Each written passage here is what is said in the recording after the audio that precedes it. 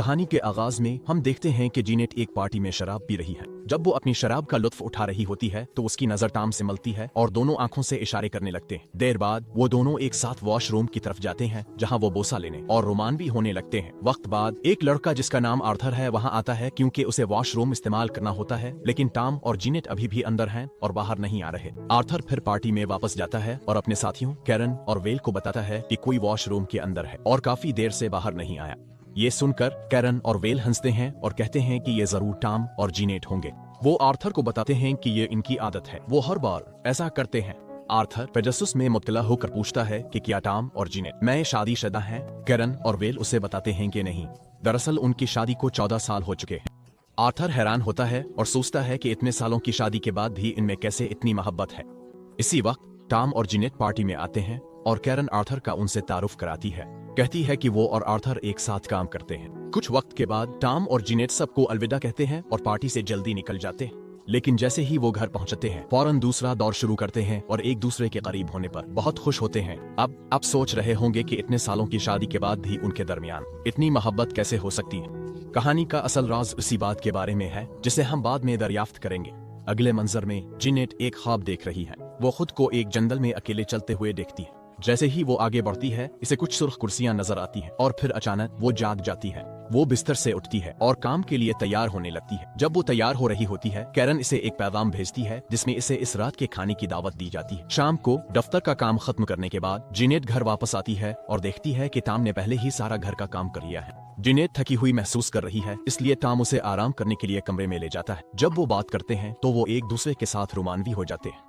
अचानक उन्हें याद आता है कि उन्हें इस रात के खाने के लिए जाना था, तो वो जल्दी से तैयार होते हैं और निकल जाते हैं। रेस्टोरेंट पहुंचने के बाद सब अपने खाने का ऑर्डर देते हैं। फिर कैरन और वेल टॉम और जीनेट को एक लिफाफा देते हैं जो पैसों से भरा होता है। वो वजाहत करते हैं कि पहले सब ने एक वीक एंड ट्रिप के लिए रिजॉर्ट बुक करने का मंसूबा बनाया था, लेकिन अब जोड़े के सफर के लिए बहुत कम कमरे बचे हैं। इसके अलावा एक और जोड़ा शामिल हो गया है, इसलिए वो पैसे वापस कर रहे हैं। टॉम और जीनेट कहते हैं कि उन्हें सोफे पर एडजस्ट होने में कोई एतराज नहीं, लेकिन वेल और कैरन उन्हें रोकते हैं और असल वजह बताते हैं। वो उन्हें बताते हैं कि हकीकत में बाकी तमाम जोड़े नहीं चाहते कि वो आए। वो वजाहत करते हैं कि वो नहीं समझते कि टॉम और जीनेट के दरमियान इतने सालों की शादी के बाद भी इतनी मोहब्बत कैसे है। टॉम और जीनेट हर वक्त एक दूसरे से बात करते हैं, वो कभी लड़ते नहीं हैं। खाने के दौरान वो एक दूसरे में खोए हुए हैं। कोई नहीं चाहता कि वो वीक एंड ट्रिप में शामिल हो। ये सुनकर टॉम जवाब देता है कि वो बस एक दूसरे से मोहब्बत करते हैं और शौहर बीवी होने के अलावा वो बेहतरीन दोस्त भी हैं। ये कहने के बाद टॉम और जीनेट खाने से चले जाते हैं। इसी रात जीनेट को दोबारा वही ख्वाब आता है जिसमें वो सुर्ख कुर्सियां देखती है। वो अचानक जाग जाती है, काम के लिए तैयार होती है और जाने ही वाली होती है कि एक आदमी उनके घर के सामने आ जाता है। वो अपना तारुफ गॉडमैन के तौर पर कराता है और कहता है कि वो शहर में काम करता है और उन्हें दोनों से कुछ बहुत अहम बात करनी है। इसके बाद वो अंदर जाता है और टॉम और जीनेट के साथ बैठता है। जब वो बातचीत शुरू करते हैं गॉडमैन उन्हें बताता है कि उन जैसे जोड़े बहुत कम होते हैं और वो इसी मसले को हल करने आया है। असल में आप दोनों की शादी को कई साल हो चुके हैं, फिर भी आपके दरमियान कभी झगड़ा नहीं हुआ। अगर आप बहस भी करते हैं तो हर बार एक दूसरे को मुआफ कर देते हैं और आप दिन में 2 से 3 बार जिस्मानी भी होते हैं।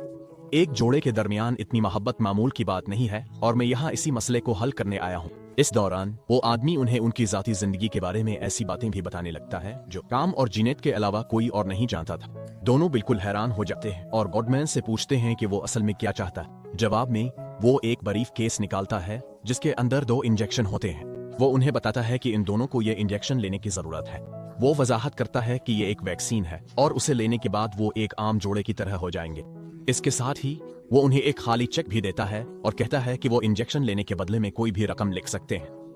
वो उन्हें बताता है कि इसके ऊपर तक ताल्लुकात हैं और इंजेक्शन देने के अलावा वो उन्हें लामहदूद पैसा भी पेश कर रहा है। फिर वो उन्हें बताता है कि उनके पास कोई और रास्ता नहीं है। अचानक उनके घर की लाइट्स झपकने लगती है। ये सब कुछ टॉम को बेचैनी महसूस कराने लगता है, तो वो पानी पीने के लिए जाता है। जीनेट बहुत गुस्से में आ जाती है। वो करीब चीज उठाती है और गॉडमैन को इससे मारती है। टॉम आवाज सुनता है और कमरे की तरफ दौड़ता है, सिर्फ ये देखने के लिए कि जीनेट ने गॉडमैन को मार डाला है। सूरत हाल को समझते हुए वो फौरन जीनेट को बताता है कि ये इसकी गलती नहीं है।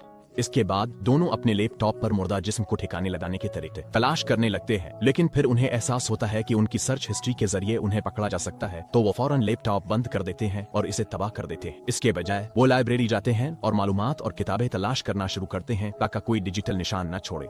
तहकीक के बाद वो फैसला करते हैं कि लाश को दफन करना महफूज तरीका है। वो गॉडमैन की लाश को एक शमशान घाट ले जाते हैं और गड़ा खोदना शुरू करते हैं। जिनेट को एक आदमी को मारने का एहसास जुर्म होने लगता है। टॉम उसे तसल्ली देता है और कहता है कि ये इसकी गलती नहीं थी, ये अपने दिफा में था और उसे घबराने की जरूरत नहीं है। इसके बाद वो लाश को दफन कर देते हैं और वहाँ से चले जाते हैं। जब वो घर वापस आते हैं तो वो हर इस चीज पर बातचीत शुरू करते हैं जो हुआ था। वो सब कुछ देखकर बहुत परेशान हो रहे हैं जब अचानक उन्हें एक फोन कॉल मौसूल होती है। जिनेट कॉल का जवाब देती है और बात करना शुरू करती है। दूसरी तरफ कैरन है। वो गुज़िश्ता रात के वाक़ये के लिए माजरत करती है और उन्हें दोबारा एक जोड़े के सफर के लिए हवेली में मदऊ करती है। तमाम दबाव से दूर होने की ख्वाहिश में टॉम और जिनेट दावत कबूल कर लेते हैं। अगले दिन वो अपने बैग पैक करते हैं और हवेली के लिए रवाना हो जाते हैं। अपने सामान के साथ वो बरीफ केस भी ले जाते हैं जो गुडमैन लाया था। रास्ते में टॉम जिनेट से कहता है कि शायद ये सब कुछ सिर्फ एक मजाक था। वो तजवीज करता है कि शायद कैरन या उनके दोस्तों ने पूरा मंसूबा बनाया था। वो सोचता है कि शायद जिस शख्स को उन्होंने टुकर मारी थी वो दरअसल एक अदाकार था और सब सिर्फ उनके साथ मजाक करने की कोशिश कर रहे थे। वो निशानदेही करता है कि पहले उनका वीक एंड का सफर मंसूख हो गया था, लेकिन अब अचानक उन्हें दोबारा मदऊ किया गया है। ये सब कुछ सोचकर दोनों को घबराहट होने लगती है। वो फैसला करते हैं कि अगर ये वाकई एक मजाक है तो उन्हें सबके सामने बिल्कुल नॉर्मल बर्ताव करना होगा जैसे कुछ हुआ ही नहीं। आखिरकार वो हवेली पहुंच जाते हैं। ये जगह सिर्फ इन जोड़ों के लिए है जो वीक एंड पर आते हैं, लेकिन जैसे ही वो पहुंचते हैं वो देखते हैं कि वहाँ पहले से एक गाड़ी खड़ी है। इसी वक्त एक लड़की जिसका नाम पैट्रिशिया है उन्हें खुश आमदीद कहने आती है। वही थी जिसने इस सफर के तमाम इंतजामात किए थे और उसका शौहर भी वहाँ मौजूद था। पैट्रिशिया उन्हें हवेली का दौरा कराने लगती है जो कि बहुत बड़ी है। इसमें बहुत से कमरे, एक थिएटर और यहाँ तक कि एक खास कमरा है जो मुख्तलिफ किस्म की बंदूकों से भरा हुआ है, पिस्तौल से लेकर स्नाइपर्स तक। जब टॉम और जिनेट बंदूकों के बारे में पूछते हैं तो पैट्रिशिया उन्हें बताती है कि वो सिर्फ सजावट के लिए हैं ताकि हवेली खूबसूरत नजर आए। लेकिन पैट्रिशिया से बात करने के बाद टॉम और जिनेट को शक होने लगता है। पैट्रिशिया मजाक का हिस्सा नहीं लगती क्योंकि वो बिल्कुल नॉर्मल नजर आती है। इसी दौरान उसका शौहर डोनाल्ड मौसीकी सुनते हुए स्विमिंग पूल में लुत्फ अंदोज हो रहा है। जिनेट टॉम से कहती है कि वो डोनाल्ड के पास जाकर बात करे ताकि ये मालूम हो सके कि ये वाकई मजाक है। डोनाल्ड भी इसमें शामिल है। जब टॉम पूल की तरफ जा रहा होता है तो दो लड़कियां जिनका नाम मावुड और कार्ला है पहुंचती हैं। वो एक दूसरे ताल्लुक रखते हैं। पैट्रिशिया उनका मेंशन इस्तकबाल करती है। इसके बाद हम देखते हैं कि टॉम स्विमिंग पूल की तरफ जाता है और डोनाल्ड से बात करने की कोशिश करता है, लेकिन डोनाल्ड को टॉम बिल्कुल पसंद नहीं, इसलिए वो उसे मुकम्मल तौर पर नजरअंदाज कर देता है। टॉम को भी डोनाल्ड का रवैया पसंद नहीं आता और वो समझ जाता है कि डोनाल्ड इसमें शामिल नहीं होगा। फिर टॉम कमरे में वापस आता है और शावर लेते हुए जिनेट से बात करता है। वो उसे बताता है कि डोनाल्ड और पैट्रिशिया इसका हिस्सा नहीं है, इसलिए अब उन्हें मोहतात रहना होगा और बिल्कुल नॉर्मल तरीके से बर्ताव करना होगा। बात करते हुए जिनेट टॉम के करीब आती है और कहती है कि उन्हें यहाँ आए हुए 2 से 3 घंटे हो चुके हैं, लेकिन वो अभी तक एक दूसरे के करीब नहीं आए हैं। ये कहने के बाद वो वही बाथरूम में एक दूसरे के करीब हो जाते हैं। अब रात को कैरन और वेल मैंशन पहुंचते हैं। उनके साथ एक और जोड़ा है जिसका नाम ग्रेटल और रिचर्ड है। पैट्रिशिया इन सब का इस्तकबाल करती है। फिर वेल पैट्रिशिया को बताता है कि गाड़ी के ट्रंक में कुछ खास रखा है जो उसे हैरान कर देगा। वो उसे कहता है कि जाकर उसे अंदर ले आए। पैट्रिशिया गाड़ी की तरफ जाते हुए नर्वस नजर आती है। जब वो ट्रंक खोलती है तो देखती है कि वो पिज्जा के डब्बों से भरा हुआ है। फिर वो सब इकट्ठे बैठते हैं और रात का खाना खाना शुरू करते हैं। बातचीत के दौरान पैट्रिशिया वेल के बारे में कुछ बात करती है। वो सबको बताती है कि जब वेल कॉलेज में था तो वो बहुत सी शरारतें किया करता था। वो याद करती है कि एक बार इसने इस पर यह शरारत की कि इसके डवरम रूम में एक लड़की को FBI एजेंट बनने का ड्रामा करने को कहा। पैट्रिशिया कहती है कि वो इतनी डर गई थी कि उसे अस्पताल ले जाना पड़ा। ये सुनकर टॉम और जिनेट को शक होने लगता है कि शायद ये सब कुछ वेल ही कर रहा है, लेकिन वेल उन्हें बताता है कि वो ये सब बहुत पहले किया करता था और अब उसने शरारतें करना छोड़ दिया है। इसके बाद टॉम और जिनेट एक कमरे में जाते हैं ताकि बातचीत कर सके। जिनेट टॉम से कहती है कि उसे कैरन के पास जाकर बात करनी चाहिए ताकि सच्चाई का पता लगाया जा सके। फिर टॉम कैरन के पास जाता है और इससे बात करने लगता है जबकि सिगरेट पी रहा होता है, लेकिन इनकी गुफ्तगू से हमें पता चलता है कि कैरन और टॉम माजी में एक दूसरे को डेट करते थे। कैरन कहती है, तुम हमेशा जिनेट के साथ रहते हो, बोर नहीं होते, जो तुम करते हो वो मेरे साथ भी कर सकते हो। कैरन इसके करीब आने की कोशिश करती, लेकिन टॉम फौरन उसे रोक देता है और कहता है, मैं मानता हूँ कि हम कभी डेट करते थे, लेकिन अब मैं जिनेट से मोहब्बत करता हूँ और मैं उसके साथ धोखा नहीं करना चाहता। ये सुनकर कैरन वहाँ से चली जाती है। इसके बाद पार्टी शुरू होती है। सब लोग पीना शुरू कर देते हैं और वो सब रात का लुत्फ उठाते हैं। जल्द ही वो इतना पी लेते हैं कि सारी बोतलें खत्म हो जाती हैं। फिर पैट्रिशिया कहती है कि कोई भी गाड़ी चलाने की हालत में नहीं है, लेकिन उन्हें अभी भी मजीद मशरूबात की जरूरत है। जिनेट कहती है, मैंने कुछ नहीं पिया तो मैं बाजार जाकर कुछ बोतलें ला सकती हूँ। जब वो जाने वाली होती है, ग्रेटल फैसला करती है कि वो इसके साथ जाएगी। बाजार पहुंचने के बाद जब वो दोनों मशरूबात खरीद रही होती हैं, जिनेट अचानक गुडमैन को वहां खड़ा देखती है, लेकिन अगले ही लम्हे वो गायब हो जाता है। ये देखकर जिनेट बहुत डर जाती है और दुकान के अंदर गुडमैन को तलाश करने लगती है, लेकिन इसे कहीं नहीं मिलता।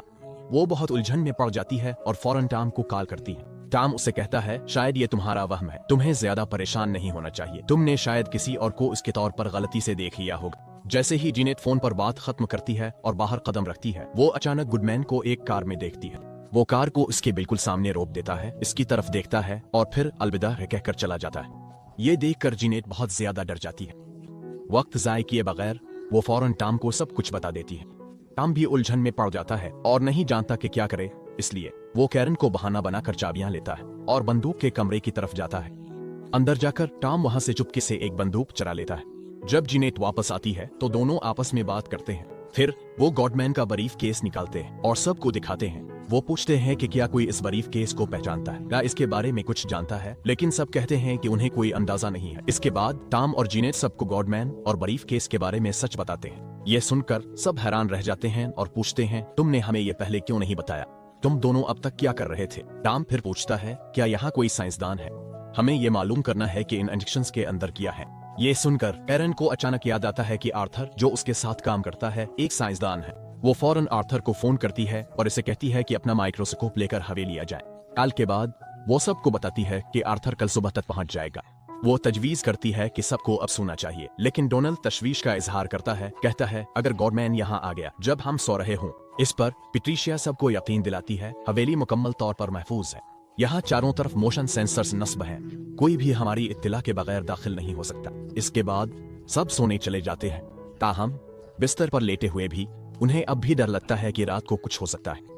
बाद में रात के दरमियान टॉम अचानक जागता है और बाथरूम जाता है। जब वो अपनी कमर की तरफ देखता है तो उसे कुछ अजीब महसूस होता है। ऐसा महसूस होता है जैसे किसी ने इसे इंजेक्शन लगाया हो। वो इंतहाई परेशान हो जाता है और फौरन गुडमैन के बरीफ केस को चेक करने के लिए दौड़ता है। जब वो इसे हाल में खोलता है तो देखता है कि एक सिरिंज खाली है। ये देखकर वो और भी ज्यादा परेशान हो जाता है। इसी वक्त कैरन वहां पहुंचती है। वो टॉम के करीब आती है और इसे बहकाने की कोशिश करती है। टॉम खुद को अपने जज्बात पर काबू पाने में नाकाम पाता है। इसी वक्त जिनेट अचानक जाग जाती है। वो घर में नस्ब सिक्योरिटी कैमरों को देखती है। अपने कमरे की स्क्रीन पर वो टॉम और कैरन को एक साथ देखती है। ये देखकर जिनेट मुकम्मल तौर पर टूट जाती है। इसका दिल टुकड़े टुकड़े हो जाता है। इसके बाद जब टॉम कमरे में वापस आता है तो जिनेट इससे कुछ नहीं कहती।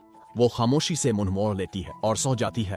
अगले दिन टॉम जिनेट को धोखा देने पर इंतहाई शर्मिंदगी के साथ जागता है। वो पिछली रात के वाकये पर पछताता है। जब वो लाउंज में जाता है तो अचानक उसकी नजर एक हैरान कुन चीज पर पड़ती है, अच्छे आदमी की तस्वीर। ये तस्वीर कल यहाँ नहीं थी। एक लम्हा जाय किए बगैर वो सीधा पेट्रिशिया के पास जाता है और उससे पूछता है, तुम्हें ये घर कैसे मिला? पहले तो पेट्रिशिया हिचकिचाती है और कहती है कि उसे ये इंटरनेट पर मिला, लेकिन डोनाल्ड इसरार करता है, उन्हें सच बताओ पेट्रिशिया। कुछ देर के तवक्कुफ के बाद पेट्रिशिया आखिरकार एतराफ करती है, कुछ हफ्ते पहले मेरे शौहर डोनाल्ड ने अपनी नौकरी खो दी और हमें रहने के लिए सस्ते घर की अशद जरूरत थी। इस दौरान मेरे दफ्तर का एक आदमी मेरे पास आया और कहा, मेरे पास तुम्हारे लिए एक सस्ता घर है। तो डोनाल्ड और मैं यहाँ रहने लगे और उस वीक एंड पर मैंने अब सबको मदऊ किया ताकि मैं कुछ पैसे कमा सकूं। ये सुनकर जिनेट फौरन गुडमैन की तस्वीर दिखाती है और पूछती है, क्या यह वही आदमी था? पेट्रिशिया तस्वीर को गौर से देखती है और फिर सर हिलाती है।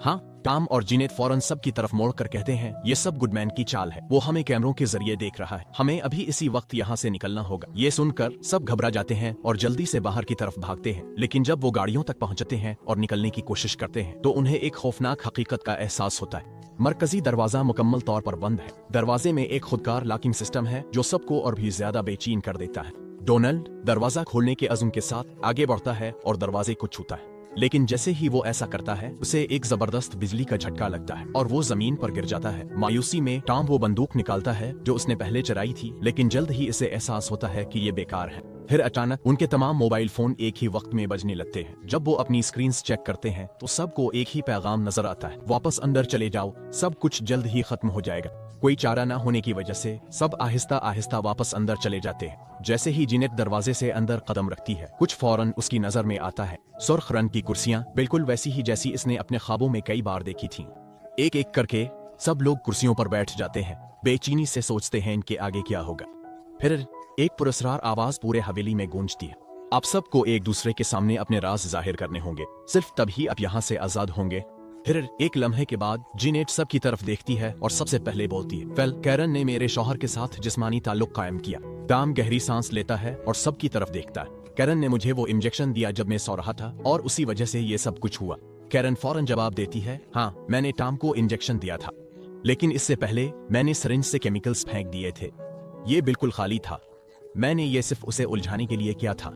ये सुनकर जीनेट को और भी बुरा महसूस होता है और टाम शर्मिंदगी से भरा हुआ अपना सर झुकाकर कहता है, मैं खुद पर काबू नहीं रख सका। फिर ओल की तरफ मोड़कर कैरन मुतालबा करती है, अब तुम अपना राज क्यों नहीं बताते? ओल आह भरता है और सीधा कैरन की तरफ देखता है। मुझे मालूम था कि तुम मुझसे धोखा कर रही हो, लेकिन मैंने कभी इस दर्जे की गद्दारी की तवक्को नहीं की थी। कैरन तंजिया हंसती है, तुम्हें कुछ कहने का हक नहीं है। तुम अपने असिस्टेंट के साथ 10 साल से अफेयर चला रहे हो और तुम्हारे बारे में सबसे बड़ी सच्चाई, तुम हम जिन्स परस्त हो और तुम्हारा असिस्टेंट एक मर्द है। फिर अर्ध गिर्द देखते हुए कैरन पूछती है, यहाँ कौन पहले से जानता था कि ओल हम जिन्स परस्त हैं? एक एक करके सब आहिस्ता आहिस्ता अपने हाथ उठाते हैं। फिर पैट्रिशिया आगे बढ़ती है और एतराफ करती है, मैंने टाम और जीनेट को यहाँ सिर्फ पैसे के लिए बुलाया था। फिर विटल की आवाज कांपती है जब वो बोलती है, मेरा शौहर मुझे अजियत देता है, एक दिन भी ऐसा नहीं गुजरा जब उसने मुझे नहीं मारा। एक एक करके सब अपने दर्दनाक राज जाहिर करते हैं, अपने ताल्लुकात की छपी हुई सच्चाइयां बेनकाब करते हैं।